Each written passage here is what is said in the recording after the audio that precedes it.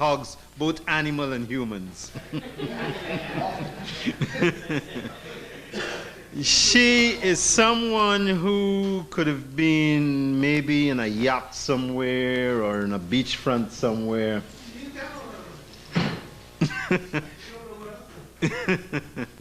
You better don't play with her. She's not in a good mood. This sister could have been living comfortably. This sister could have been doing a lot of other things because of who she is. She could have been teaching anywhere she chose to, as she was. She's taught up and down the west coast of Africa. She could have been living the good life, but she decided to go back to her homeland to work with the poor, struggling people, and sacrificing her life, literally. And there aren't too many Bayyinahs around, in that not only is she back there, not only is she there working with the people, but most of all, she's working against the forces that are working against her people, primarily the United States Army, plus its local tools. And, you know, when someone takes a stand like that, we have to commend him. That's why you see we are so upset that more people aren't here to share this sister here today. And, you know, she has been consistent in that she is one of those warrior sisters, and there aren't very few around. And we can only commend her, we can only surround her, we can only strengthen her. But we don't have enough bodies to do this. So, going with the few we have, we know that the few we have here are down with her, and maybe we can take her to the next level. And yeah, okay, well, on the 7th of October, you can show your love. We'll have to pass around these flyers, so the absent ones who aren't here will show up at the mansion on the 7th. Thank you, my brother. And you will have to apologize. That doesn't include us here. I think we will be we may be in our good books, but we may not be high up on our hit list.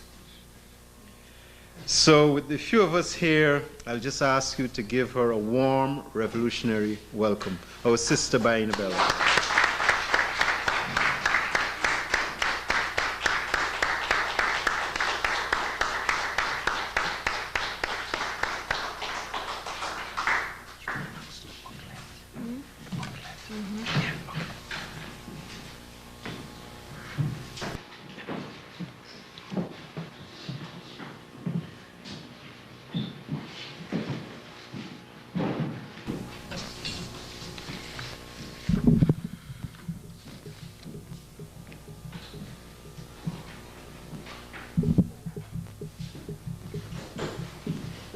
In the names of the ancestors from whom we draw our inspiration, guidance, and strength, namely Isis, Oshun, Ogu, Ezuli, Nzinga, Toya, Nat Turner, Dessalines, we greet you in Haitian traditional terms, One, respect. In the name of resisting people of Haiti and the world, we greet you in the battle cry of the many, liberty or death. We thank African Echoes for inviting us to speak this evening. And as we discovered, our theme is fulfilling Reverend Dr. Martin Luther King prophecy. We thank you for being here. Unlike what Brother Inuni, I understand what he feels, but I really don't care about those who are not here. The important thing is you who are here. So let me invite you to come a little closer. So what comes out of me may be more what you need to know, what you need to hear.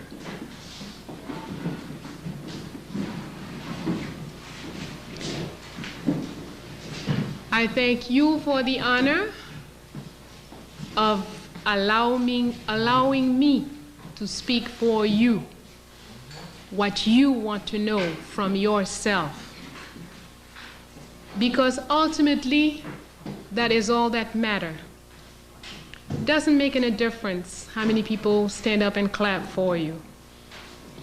It makes no difference how many television program or radio program that you go on, what kind of a big star or big whatever you are. Because what is important is, are you yourself, and are you doing what your mission is? We want to know, how does a sister from Haiti going to talk about fulfilling Martin Luther King's dream? Which dream was this? Little white children and little black children, hands in hands? Do you think this may be the dream that I'm going to talk about this evening? No. That dream is not in me, and I don't know of anybody who has this dream. And what is the dream? Well, it is a dream that is not often mentioned. But maybe it was just a mistake, but one day he said that he believed that one day a very small country, somewhere insignificant, would rise up and crush the United States of America. That is the dream I have in common with King. I come from a very small, insignificant country, trodden down, baffled by every so-called nation friend, sister nation, brother country, whatever it is they call themselves, baffled by so-called international community, baffled finally through education, through miseducation, through conditioning, baffled by ourselves, fooled and trampled by ourselves, because we have been trained to do this. But we must know, what is this country? We must know what is the purpose. A nation is what? A nation is a group of families that come together. They have past experience together, common past experience, and they established a common objective. When you have past experience, which give you culture together, and you establish an objective to work towards, then you become a nation. And if we go back to the time where they were creating this country, Haiti, and please call it by its name, Haiti, not anything that you hear other people calling it. Thank you.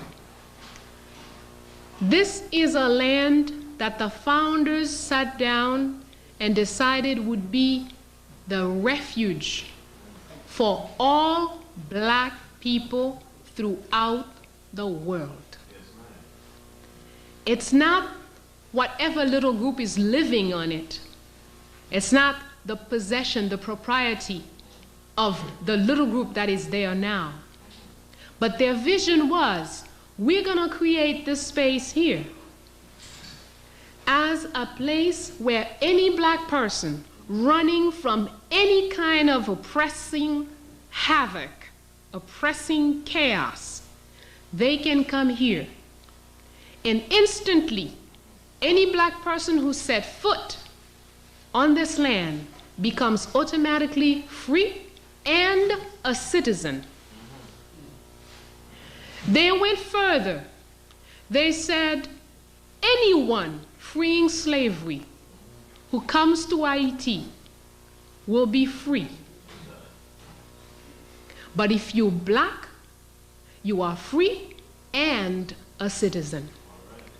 Now that is the mission of this country. So Haiti does not mean this small geographical space there. It means everywhere black people can create a space that is a refuge for other black, then that person is in Haiti. Haiti is, as far as I know, the only island in the Caribbean that has its original name. Even though the criminals coming from Europe, arriving on the island of Haiti, that's the name of the entire island. That's what the Arawak people called it. And this for thousands of years before the criminals arrived from Europe. And when they arrive, they find the people there. It is estimated there were between 2 and 3.5 million Arawaks on the island in 1492. 11 years later, it was estimated less than 100,000 people were living on this island. A little before this estimate, as they noticed that the people were just dropping off like flies, the Europeans went to Jamaica, collected a portion of the population there, brought them to Haiti to dig for gold for them. And that population disappeared too. They went to Puerto Rico and brought boatloads of Arawak and Tainos and Caribs. And that population disappeared too in Haiti. And then, and only then, did the white man, we are told, the good father Las Casas, being so kind, he felt now that they're practically all dead, we shouldn't kill them all off completely. Obviously, they're not strong enough for this labor we want them to do. We should go to Africa and get some big, strong black folks. Bring them here to do this job, to work for us for nothing. This was a very pure father, Las Casas, a very humanitarian man who owned big plantations in Cuba and in Puerto Rico. And in the name of Jesus, he sent for boatloads of our brothers and sisters in Africa to travel the entire ocean, all these many miles, to come here and work so somebody else will get rich. Now, we are told this whole process is supposed to be a civilizing process. We are told the Arawaks were savages. We are told, in some cases they even say they were, what's the word they like to say when you eat people? No, cannibals. Cannibals. They were cannibals. But you know, these Arawaks were living there for thousands of years and multiplying. 3.5 million people eliminated in less than 11 years. A few Europeans came. The Europeans were never more than a few thousand on the island. If we had 3.5 million cannibals on an island, and a few thousand Europeans came, and after 11 years, the cannibals were all dead, and the civilizers were still there. Is there something wrong with this information? something very wrong. Very, very wrong there. Yes, we have a dream. Yes, we have a firm conviction. For our study of history of our street has taught us. Nations always rise and become extremely so-called powerful. Once upon a time, England used to say, the sun never set. Can they say this today? Once upon a time, France said a lot of things. Once upon a time, Rome said a lot of things. But every single time, some small, insignificant nation rises and places that monster in its place. And I am certain the same, we will see that same thing. We have seen Russia disintegrate, or USSR, but there was a lot of propping, so a lot of us didn't even understand what really went down. And since it was like family affairs, things were arranged in such a way that you and I couldn't really see what happened. And then you know how it goes in the family. Even if I fight with you, we battle, I crush you down, then I help you get up too when we go in front of other people. So it's very difficult for people to really know what went down inside the room. But that's nothing. They think they did the big crushing for this period, but that's nothing. The best is yet to come. We, as a people, have to work seriously. The first war has to be the war on self. You and me and him and she and her and him need to know the white man is living inside of you. He is in your mind. With every book you studied in school, he snuffed inside the tiniest little crawl, this little fit in your head. And I don't know, maybe he has even entered our soul. We need to investigate. But we have a mission. The first mission, before you and I can get together, you need to get together with yourself, armed as you can get, with the best weapon, the highest, most up to the point technology weapon, and go out and get this white man out of your brain. And I have got to do the same thing before you and I can get together. We don't need to lament about those who are not here. Those who are not here are not ready to be here. Those who are not here could be troubled by what we have to say today. We don't know what it is, but whatever it is, we know that it is for those who are here. And the important thing is concentrate, you who are present.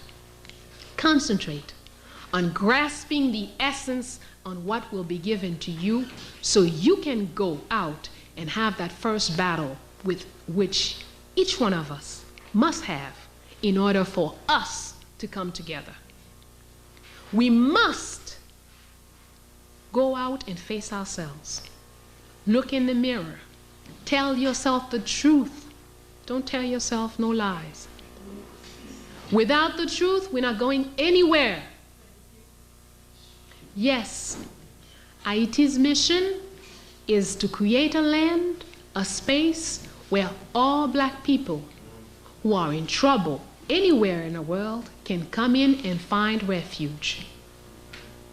So when you understand that, you also understand why any nation with this kind of mission in this white supremacy world that we're living in will be, must be, continuously under attack from every corner.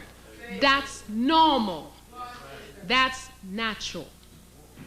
And it is insane if you are an Haitian to make believe or to tell yourself that you're going to go to your country and build a nice home and enjoy the sea on Sunday and, you know, have a little fun, relax.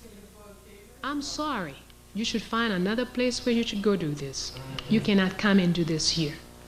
Because this here place is the center of the biggest war happening in this world. Because it does not have any one enemy. It has white supremacy as an enemy. And they are not asleep.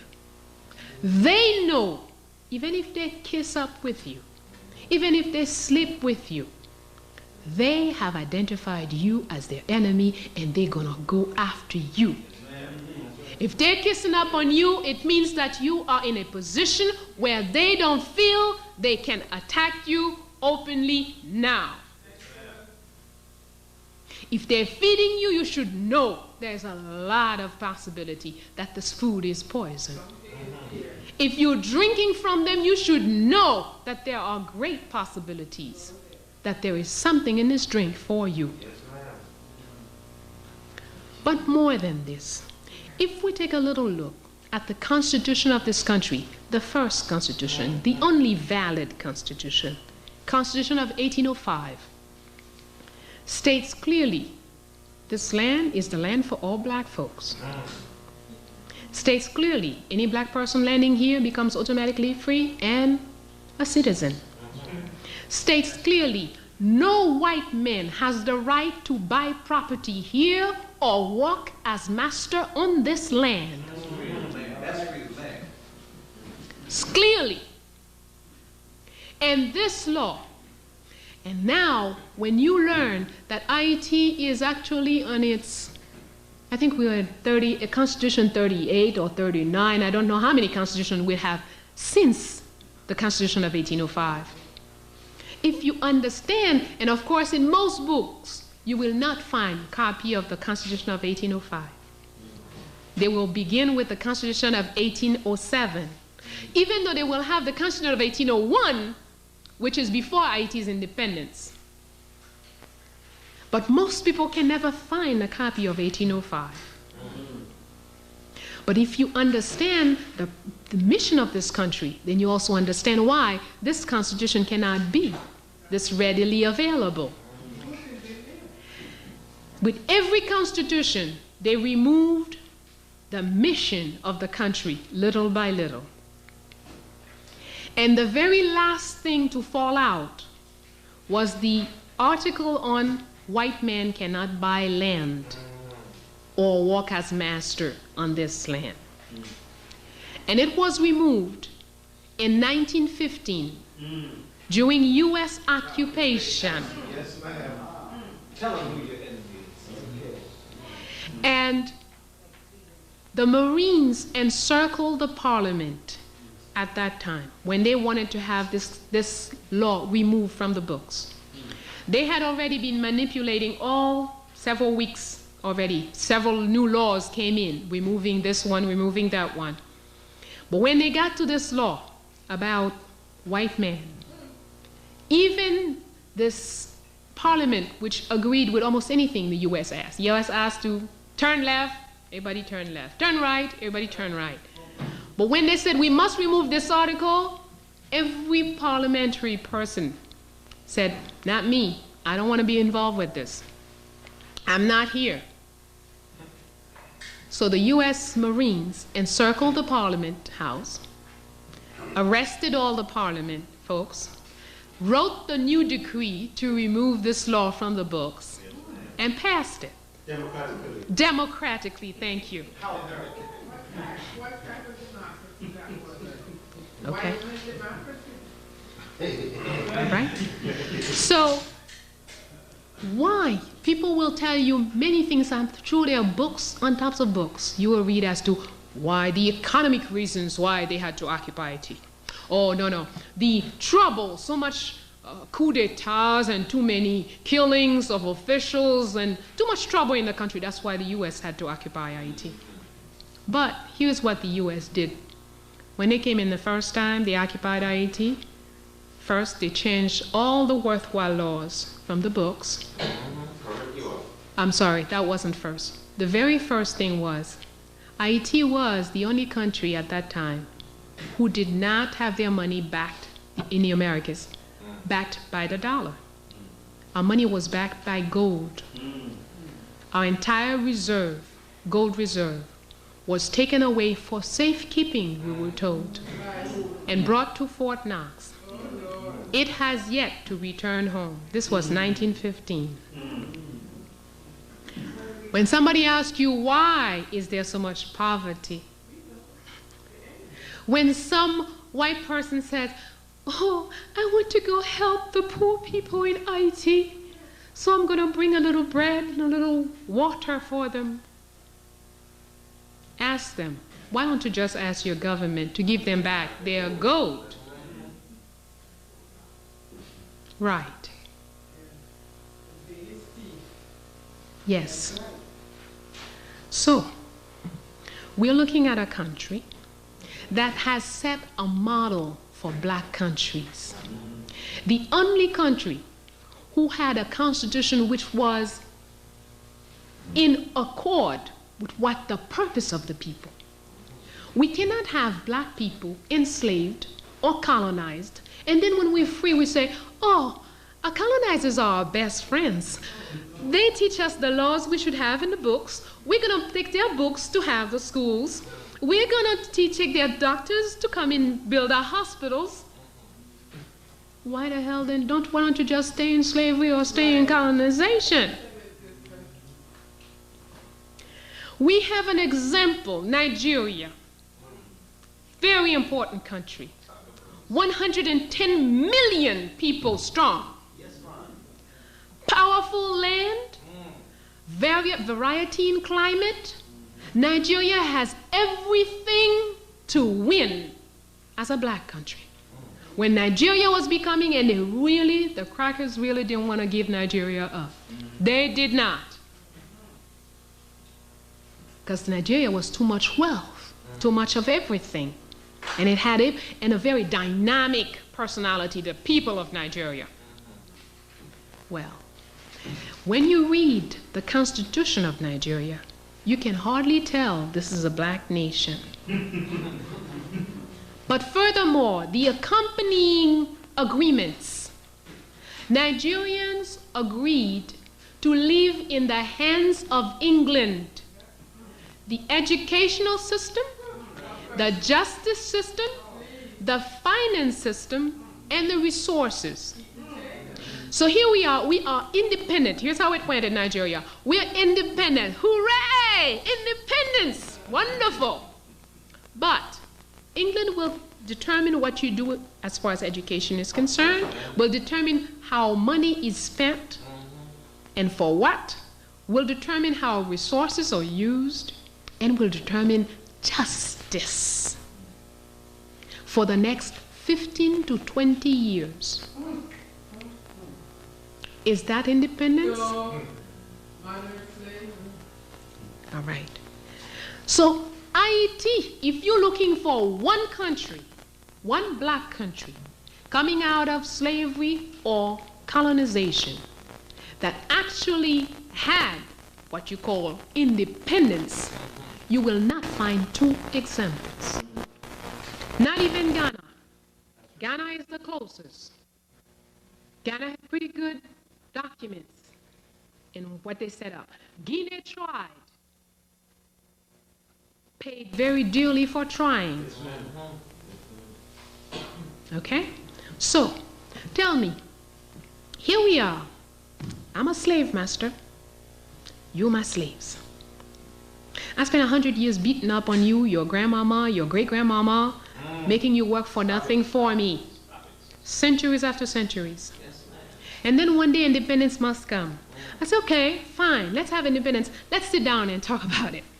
Here's how your independence gonna go, okay? Let me tell you. And now, independence is signed. We all happy. We shake hands. How sweet.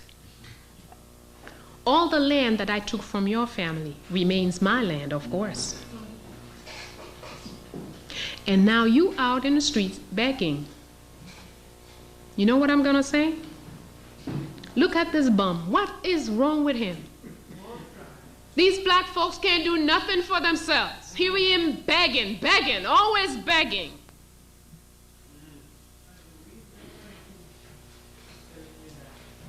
And we are so stupid. We won't even say, yeah, I'm begging because you stole my land. I'm begging because you killed my mother. I'm begging because you slaughtered my grandmother. I'm begging because you raped my sisters. That's why I'm begging.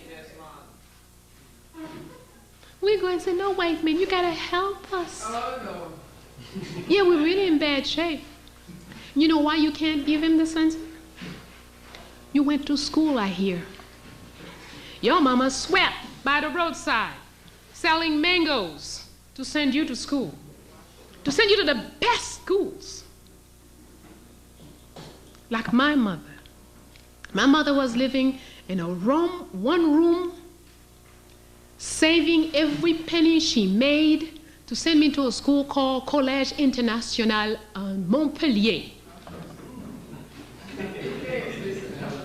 After I finished secondary school, I had no idea. Hey, my mama said she's sending me to school. I went to school. But when I got to the school, you know what they taught in that school?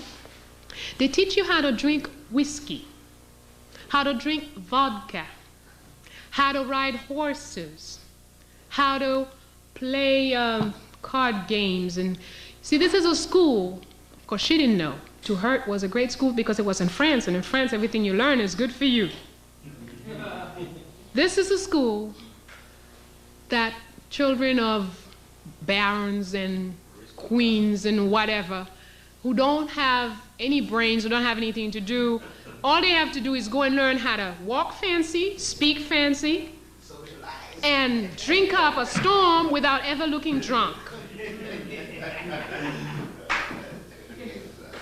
It's sad, but it's true.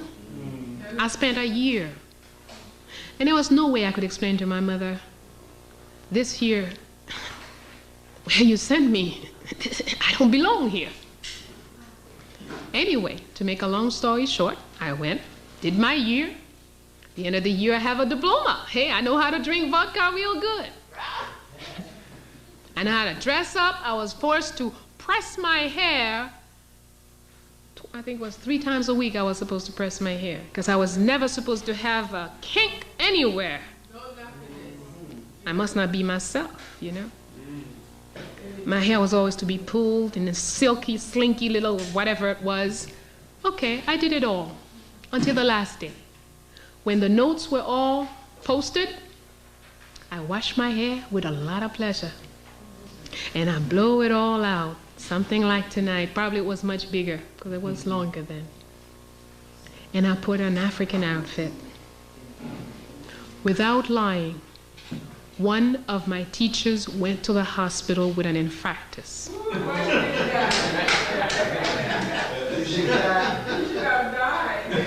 And the man kept saying on the hospital bed, it is impossible. She was my best teacher. I invested so much in her. She can't revert like this.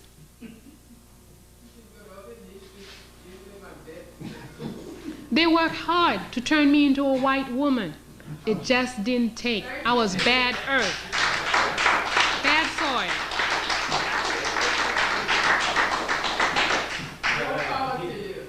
But I'm only telling you this because many of you are going to school. If you're not, you have a child that you're sending to school. You have a niece, you have a cousin that's going to school. A book written by a colonizer, a racist pig. Do you think that this can help your child grow? Am I saying you should not go to school? No. What is the difference between medicine and poison? One kills him instantly. What's the difference between the poison and the medicine? A matter of degree. Thank you, brother. It's the same thing. There is no difference. Every medicine is poison. It will kill you if that's what the doctor tells you. Take 1 teaspoon every 5 hours or every 8 hours. If you decide, hey, this pain is too much, let me take 5 teaspoons, what will happen to you?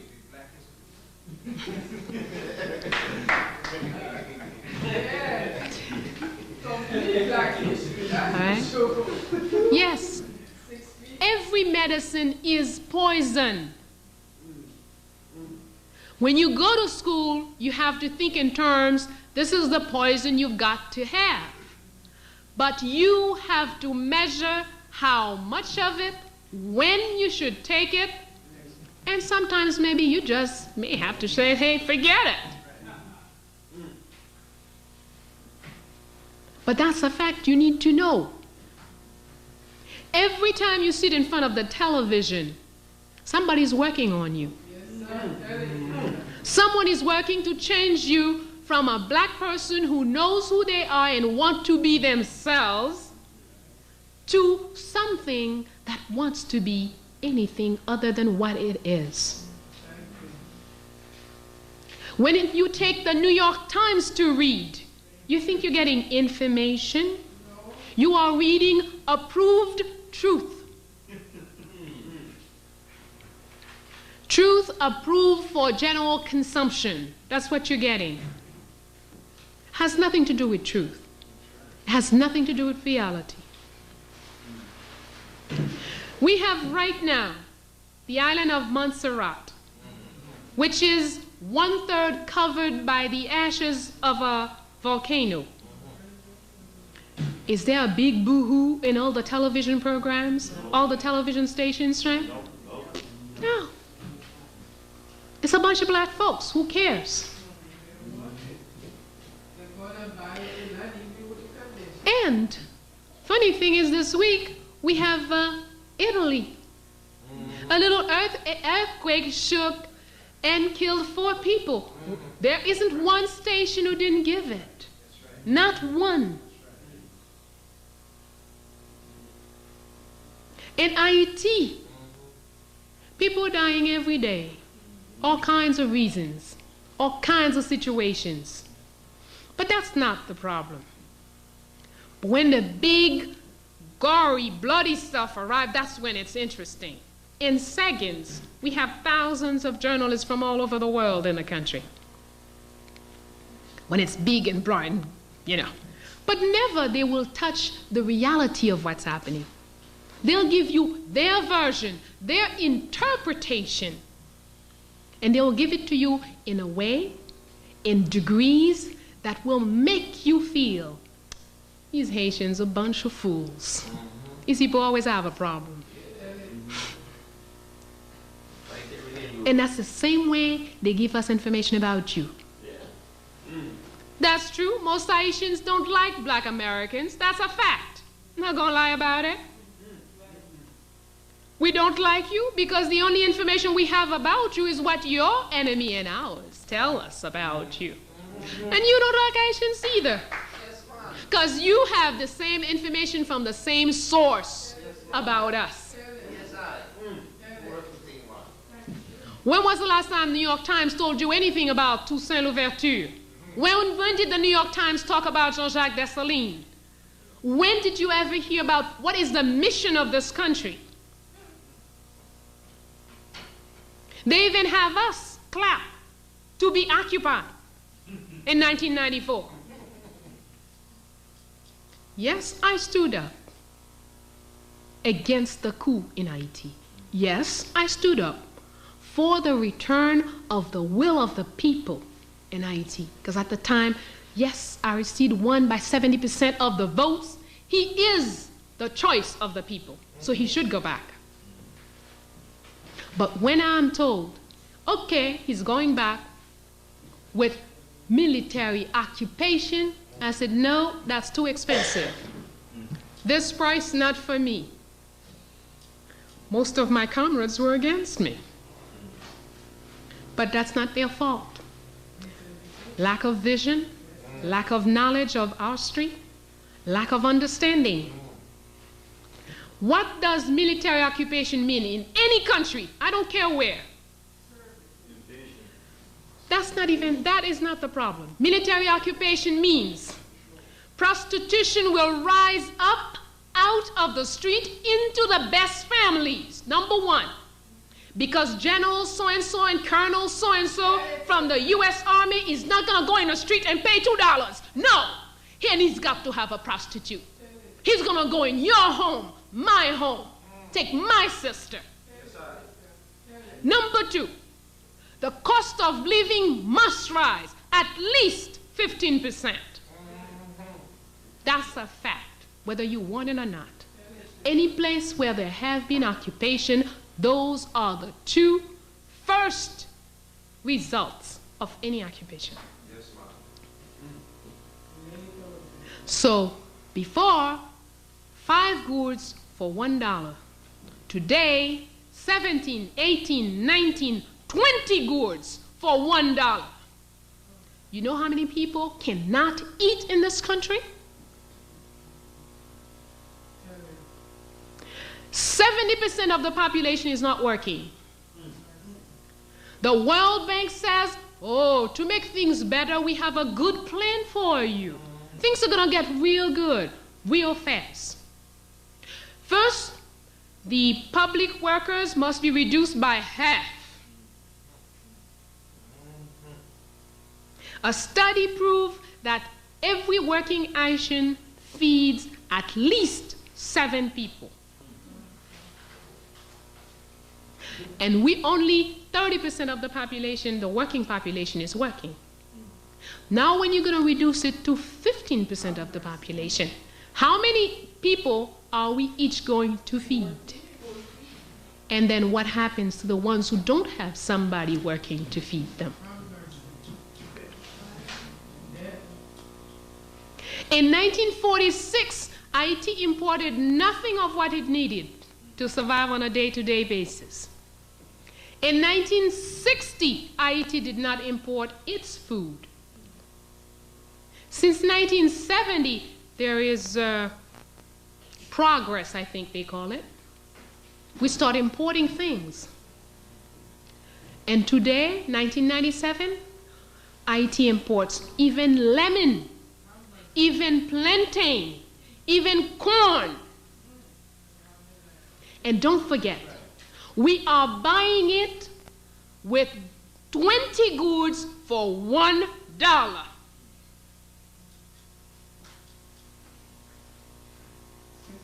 But remember, Haiti is nothing but an example. It's nothing. Whatever we say about Haiti, we could say it about Zaire, we could say it about Nigeria, we could say it about Togo, we could say it about Ghana, we could say it about Guinea, we could say it all over wherever our people are. And that's why we must make it our business. If we say we're serious about growing, if we say we're serious about going to war, you have to know what's happening in every part of your world. Don't sit here, I'm a black American, I'm living in Newark, New Jersey. Well, New York, I have no problem in Newark, New Jersey, we're okay. We have a nice mayor. No, we've got to become involved.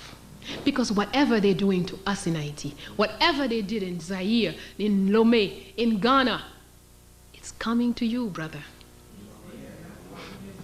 It's coming your way, if it's not already there. Whatever they do to you, they're coming with us, to us with it. Whatever they do to us, they're coming to you with it. In 1960, Haitians did not know what drug was. 1970, if you say marijuana to somebody in Haiti, What you talking about? Cocaine? Today we have a large drug population since the occupation. Yes. Another wonderful thing that the United States of America does, it's cleaning out its jail populations, we're told. So for the past 3 years, every American Airlines that land in Port-au-Prince has 4 or 5 handcuffed men in the back. These are supposedly Haitians. Nobody checked their papers, nobody really knows. But what is certain, they are hardcore criminals. The US has a program. If you've been in jail 10 years, or you've gone to jail so many times, the next time they arrest you for hardcore crimes, instead of giving you life imprisonment, they can take you back to your country, supposedly. And this without saying anything to the government. You get to the airport, they take off the handcuffs, and you're in the streets. The American Airlines land every day in Haiti at least 3 times a day. And every day it brings a load. And then they say, oh, there is insecurity in the country. We wonder how come. Until 1985, I lived home in a house where I did not have the key to the front door. Even when I went on vacation, I didn't lock the door. I just pulled it. Today, I wouldn't dare.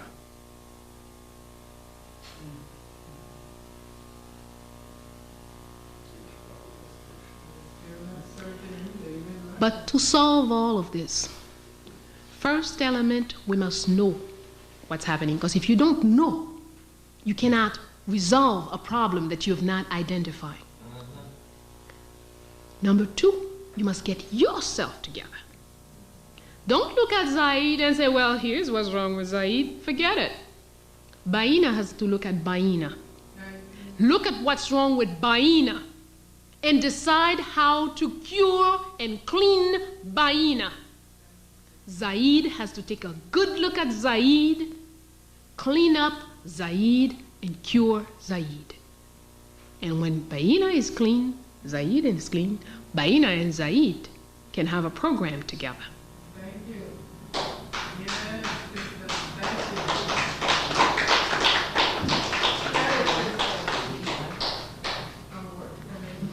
All humans, Africans maybe more than others, know that we do not live by flesh alone. Yeah, I hear there are people who say they are atheist. They don't believe in God. They don't believe in spirits. Atheist, thank you. They don't believe in spirits. They don't believe in any force other than man. Possible. But what I know is all Africans, all, from every corner of the continent, all of the people with high melanin content, they all believe in what we don't see, in non-matter existence.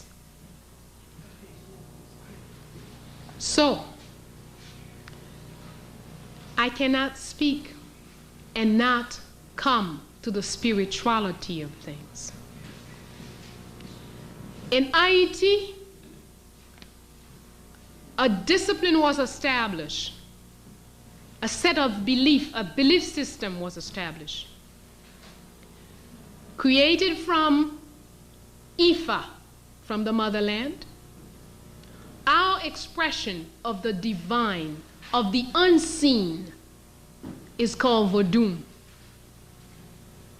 Vodun is how we view the universe, how we view the interaction between matter and non-matter.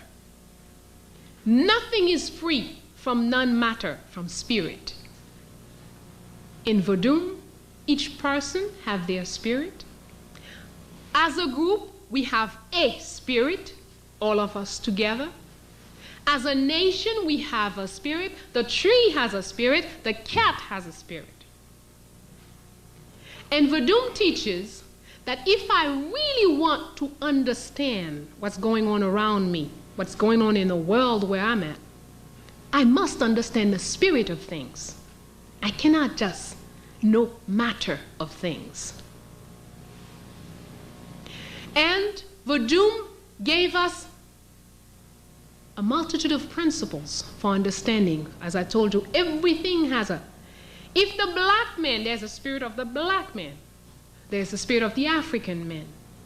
There's the spirit of the white man. Whether he knows it or not, he's got one.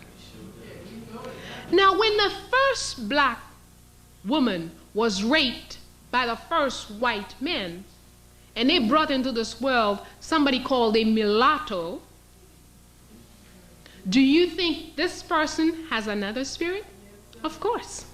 With every new matter that comes to be, a new spirit comes to be. The television is a machine. The camera is a machine. But the camera has a spirit.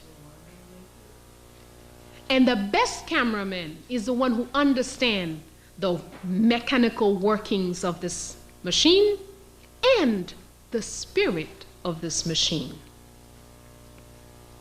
So if we really want to get to work, we not only need to know ourselves, the truth about ourselves in the flesh, we need to know the truth about our own spirit.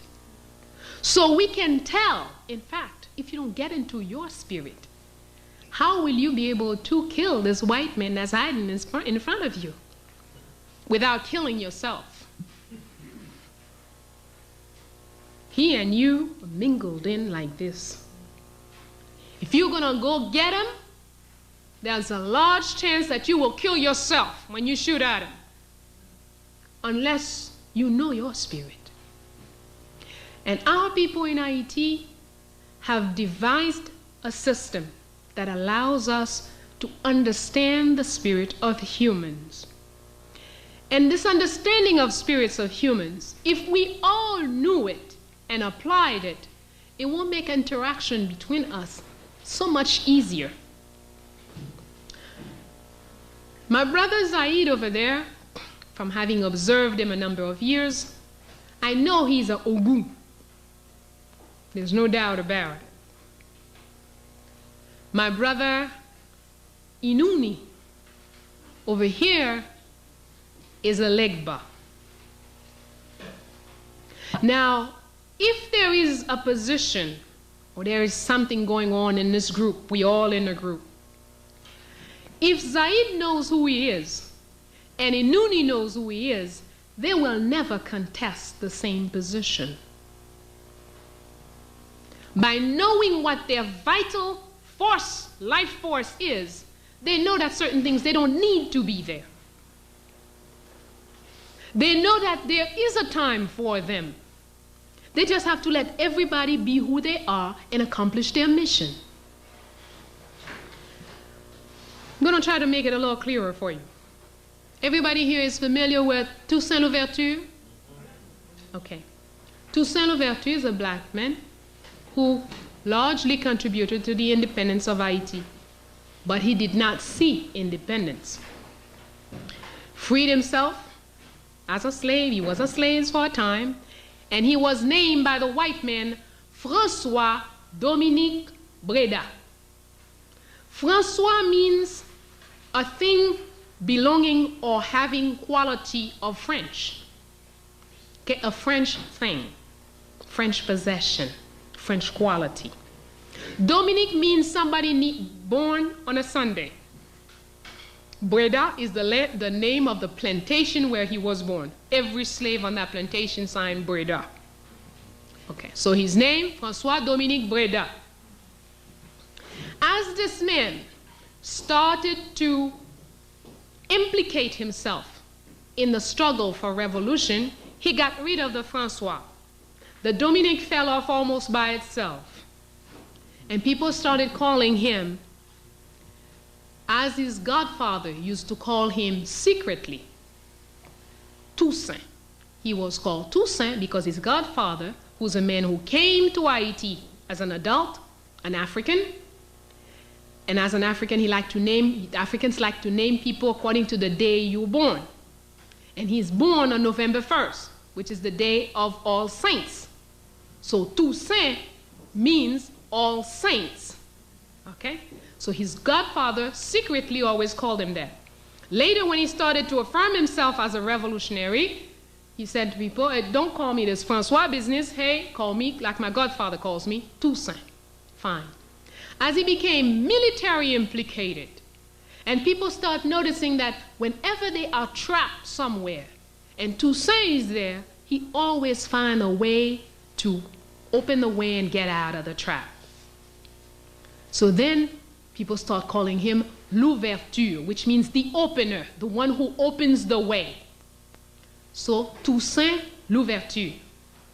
This man paved the road to independence. But before independence, he was captured by the French, taken to France, locked up in a jail, opened up a hole in the ceiling for snow to come in and eat him away. He died of gangrene. After Toussaint, Jean-Jacques Dessalines took the lead of the movement. And Dessalines took things all the way to the Declaration of Independence, January 1st, 1804. But when you study these two people, when you study them spiritually, Toussaint, not only by his name, both these names, is a legba. What is a legba? Legba is the spirit, the opening, the initiator of all things. He opens the way for people. He allows somebody to get to where they ought to be. If you take the Bible, Moses is a legba. He opens the way for people to get somewhere, but legba never gets there. Legba must not be attached. Legba is the door. He creates the opening for you. You go in. He stays there to create another opening for somebody else. He doesn't go. Toussaint did not see independence. Toussaint was followed, as I said, by Jean-Jacques Dessalines, who is an Ogun. Ogun is the spirit of the one who eliminates obstacles after an objective is set. Be careful. An Ogun is a very wicked thing if there is no objective. You have to have your objective set, and then the role of Ogun is clear, and Ogun will give you a fine job. It will get you to the objective. So, depending on what circumstances we're in and what our objective is, Zaid and Inuni cannot want the same position. Two very different nature, two very different spirit. But when Zaid don't know who he is, and Inuni does not know who he is, what happens? It's easy for them to fight for the same position because they do not know who they are. They are not in touch with their true self, the vital force that makes them be. And that's why it's important for us to get into the spirituality, our own. Vodou is not, you see, in Africa, I hate to talk about religion. Be careful. Religion is a business in which they sell gods. And this business works very well for whoever sets up the shop. Okay? Now, when we're talking about Vodou, we're not talking about a religion. We're talking about understanding your profound nature so you can be and live as who you are. Nobody can come and tell you, well, hey, you want something? I'm going to see that, well, give me $5,000, now I'm going to call God up there and, tell him. No. And this is something that sometimes I found so sad, that we have a lot of people who claim to be Hungan and practicing Vodou. And They're doing the business, the same business as the Catholics, and they're trying to turn it into a religion. In fact, something horrible is happening at home right now. A lot of Hungans today are starting to dress in the robes, the big white robe or black robe the priests used to wear, that they're not wearing anymore. Now the Hungans at home are wearing them with a big cross on their stomach. They're giving up the asson, a thing they used to shake. They're not taking the cloche, the bell. Ding, ding, ding, ding. If you go certain ceremonies today, you go to them and you think you're in church. Anyway, today a lot of them start with, "Our Father who art in heaven." Yes. And that is sad. That is out of nature, out of themselves. Spirituality, nobody can teach it to you. You need to get the fundamentals of any books, any spiritual system. You can get the fundamentals and then look at inside of you and then determine how you are going to use the fundamental principles to improve your life. But nobody can tell you, you must pray every Friday, you must do this every Saturday, you must do that every Sunday. No, because what is good for you is not necessarily what I need. You may need to go into yourself and meditate 100 times a day. And even the same person will not need it the same way all the time. You, in certain circumstances, you need to be meditating and finding all your forces, gathering all your forces continuously certain days. And then other days you may not even think about it. It doesn't mean you don't pray. Because everything you say, if you're living your own life, if you are who you are, and you know who you are, and you live working towards realizing your mission in life, every sound of it out of your mouth is a prayer. Every gesture you make is a prayer. Every dance you dance is a prayer. And when you make love with somebody, you are praying. If you know who you are, and this person knows who they are. That's right.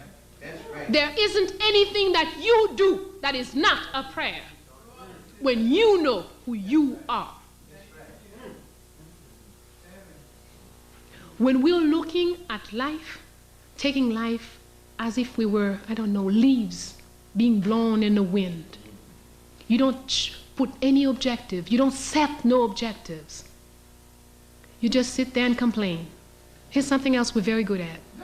We can complain for days. And when you say to somebody, what's the solution?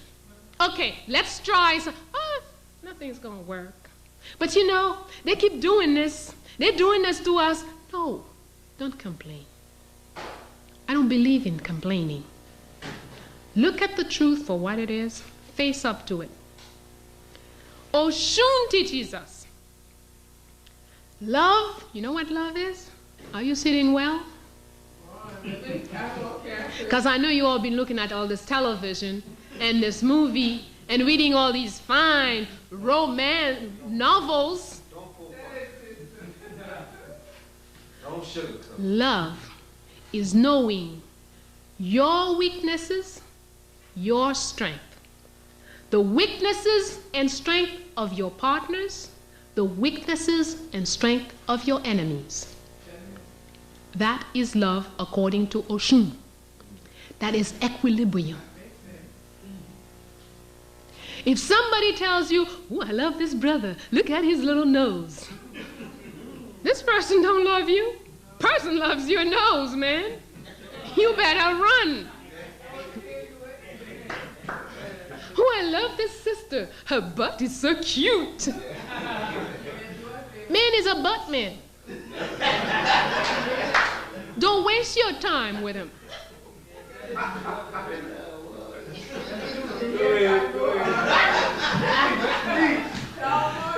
When there is love, there can never be love when there is no knowledge. Ignorant can't love nothing, not even themselves. Knowledge is the first step to love. I know this brother. I know what he can do. I know his spirit. I love the brother. Yes. And because I love him, and he knows me, he loves me, we can make a plan together. I don't have to become your wife. You love me, I love you. There's something we can do together. Maybe it's going to be something in the revolution. Maybe it's going to be something in business. And maybe it's going to be put our two lives together. But that's not the where we're going to do the loving. It doesn't really matter. I love you, you love me. We're going to do something that's going to benefit the whole. That's when I love you. But if I love your nose and you love my butt and her little feet and her little something, please.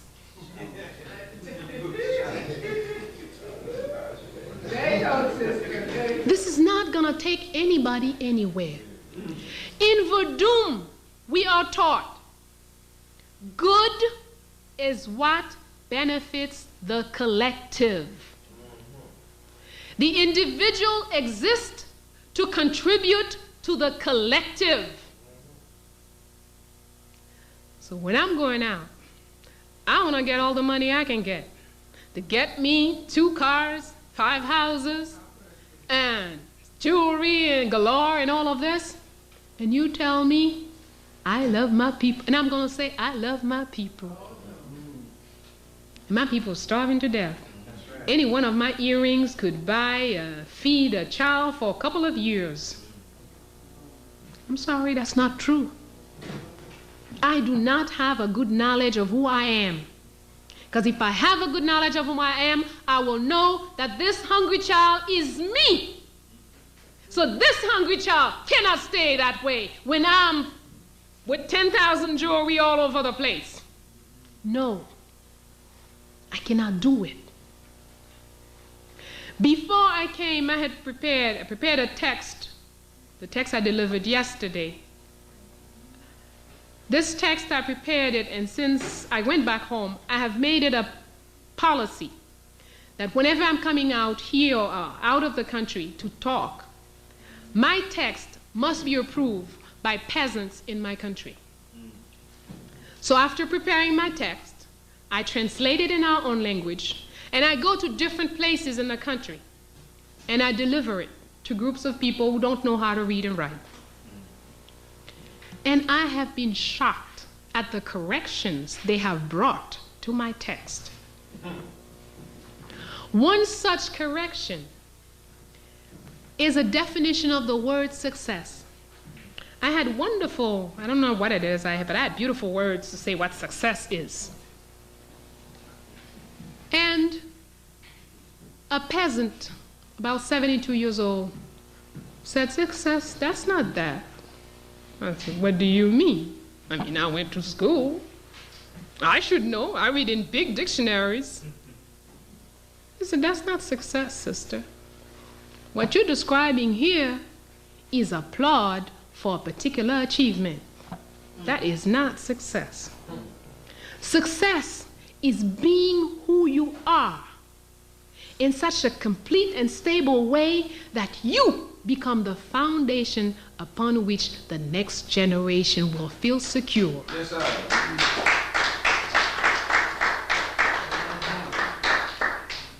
Success is not what you do. Success is who you are. If you live your life as who you are and who you ought to be, nobody needs to know you. Don't matter you don't go on CNN. It doesn't matter if WBI don't know you exist. You are a very successful person. Another brother asked me, do you have any children? I said, yes. How many? 4. And 2 grands. Where are they? I said where they were. He asked me a number of questions. Did they go to school? What did they do? Blah, blah, blah, blah. This is okay. Any of them got arrested? Any of them doing drugs? Any of them smoking? No. Well, you're a successful woman. Because the ones who came after you, their lives are good. That's what your success is. Makes no difference to me how many cars you got, how many houses you got. That is not success. So we need to look inside and establish for ourselves. Don't take other people's standards. White men say, small nose are in, and we all go around walking like this and feeling guilty because our nose breathe real good. You have no problem breathing. That's great.